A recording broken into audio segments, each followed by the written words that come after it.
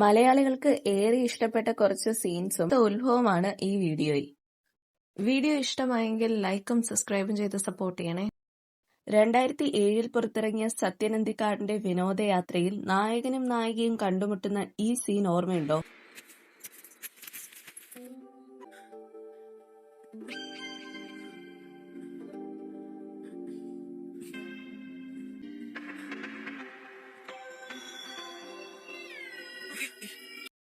രണ്ടായിരത്തി 2001 പുറത്തിറങ്ങിയ my സാസി girl എന്ന കൊറിയൻ സിനിമയിൽ നിന്നും എടുത്തതാണ് ഈ സീൻ.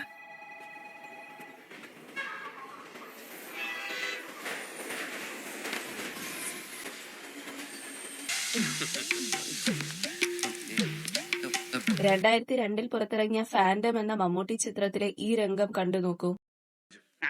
ഒരു 3-3.5 ലിറ്റർ ഇപ്പോഴേ പൈലയുടെ വയറ്റിലുണ്ട്.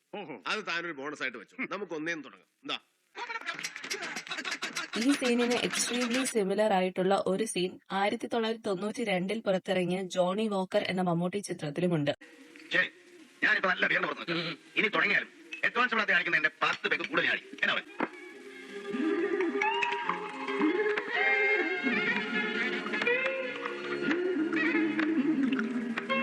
രണ്ടിലും ആസ് യൂഷ്വൽ നായകനായ മമ്മൂട്ടി തന്നെയാണ് ജയിക്കുന്നത്. 2019 പുറത്തിറങ്ങിയ മുരളി ഗോപി, പൃഥ്വിരാജ്, മോഹൻലാൽ കൂട്ടുകെട്ടിലൊരുങ്ങിയ ലൂസിഫർ എന്ന സൂപ്പർ ഹിറ്റിലെ ഈ ഡയലോഗ്: ചെയ്ത പാപങ്ങൾക്കല്ലേ ഫാദർ കുമ്പസാരിക്കാൻ പറ്റൂ, ചെയ്യാൻ പോകുന്ന പാപങ്ങൾക്ക് പറ്റില്ലല്ലോ.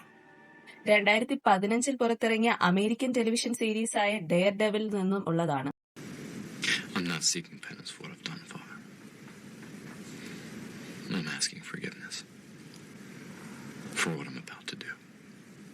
2010 പുറത്തിറങ്ങിയ മോഹൻലാൽ ചിത്രമായ ഒരു നാൾ വരും എന്ന മൂവി കണ്ടിട്ടുണ്ടോ? ഇടിവെട്ടിവരെ പാമ്പ് കടിച്ചു. എപ്പോ? മൂർഖനാണല്ലേ? ഏത് പാമ്പാണ് സാർ? ഈ സെയിം ഡയലോഗ് 2001 പുറത്തിറങ്ങിയ കാക്ക കുയിലിലുമുണ്ട്.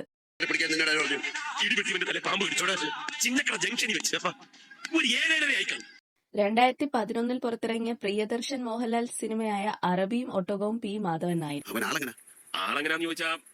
അതായത് എറണാകുളം MG റോഡിൽ ഇപ്പോൾ ഒരു സെന്റിന് എത്ര രൂപ കാണും?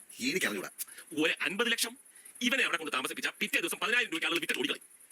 മനസ്സിലായില്ലേ? ഈ സീൻ 2002 ഇറങ്ങിയ യാത്രക്കാരുടെ ശ്രദ്ധയ്ക്ക് എന്ന മൂവിയിലെ ഒരു രംഗത്തിന്റെ റീക്രിയേഷൻ ആണ്. പ്രശ്നക്കാരനാണോ എന്ന് ചോദിച്ചാൽ ഞാനിപ്പോൾ എങ്ങനെ പറഞ്ഞ് മനസ്സിലാക്കുക? ഉദാഹരണത്തിന്, സ്ഥലത്തിന് ഭയങ്കര വിലയുള്ള ഏരിയ, സെന്റിന് 10 ലക്ഷം രൂപ വെച്ചോ. ആ ഏരിയയിൽ ഈ ഗോപിയേട്ടനെ ഒരു ചെറിയ മുറിയെടുത്ത് 1 മാസം താമസിപ്പിച്ചാൽ മതി. സ്ഥലത്തിന്റെ വില കുറഞ്ഞ് 1000 രൂപ എത്തും. അത്ര മതിയാണ്. ഒരു കയ്യബദ്ധം നാറ്റിക്കരുത്. വീഡിയോ ഇഷ്ടമായെങ്കിൽ എല്ലാവരും ലൈക്ക് ചെയ്ത് സപ്പോർട്ട് ചെയ്യാം. മറ്റൊരു വീഡിയോയുമായി കാണാം. ബൈ.